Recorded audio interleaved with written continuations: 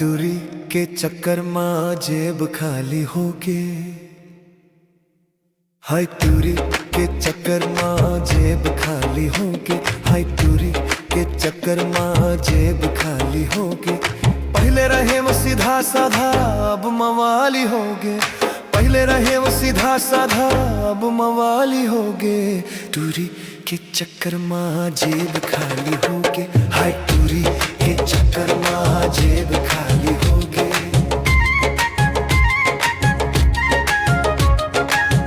कभू मांगे क्रीम आऊं कभू मांगे पाउडर, हाय रे कर फरमाइश हाय हाय रे ऑर्डर। कभू मांगे क्रीम आऊं कभू मांगे पाउडर, हाय रे कर फरमाइश हाय हाय रे ऑर्डर। ये कर डिमांड सुन के पूरा कंगाली होगे, दूरी के चक्कर माँ जेब खाली होगे, हाय दूरी के चक्कर माँ जेब खाली होगे।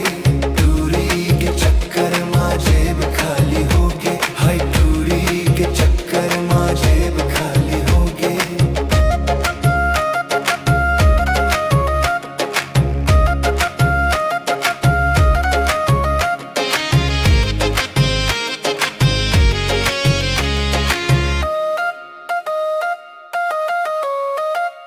शॉपिंग के झमेला ओ सिनेमा के चक्कर, फैशन माँ देते हीरोइन मनला टक्कर। शॉपिंग के झमेला ओ सिनेमा के चक्कर, फैशन माँ देते हीरोइन मनला टक्कर। ये कर स्टाइल देख पूरा बवाल होगे, दूरी के चक्कर माँ जेब खाली होगे, हाय दूरी के चक्कर माँ जेब खाली होगे।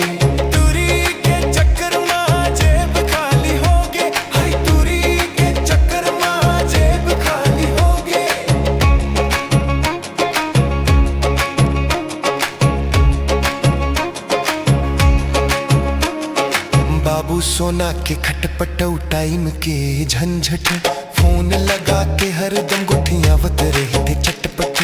बाबू सोना के खटपट टाइम के झंझट, फोन लगा के हरदम गुठियां बत रही थे चटपट।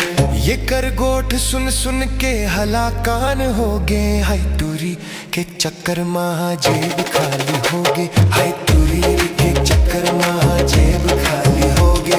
दूरी के चक्कर माँ जेब खाली होगे, हाय दूरी के चक्कर माँ जेब खाली होगे। पहले रहे वो सीधा साधा अब मवाली होगे, पहले रहे वो सीधा साधा अब मवाली होगे।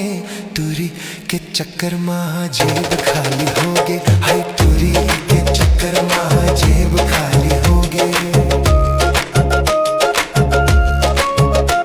हाय दूरी के चक्कर माँ जेब खाली होगे।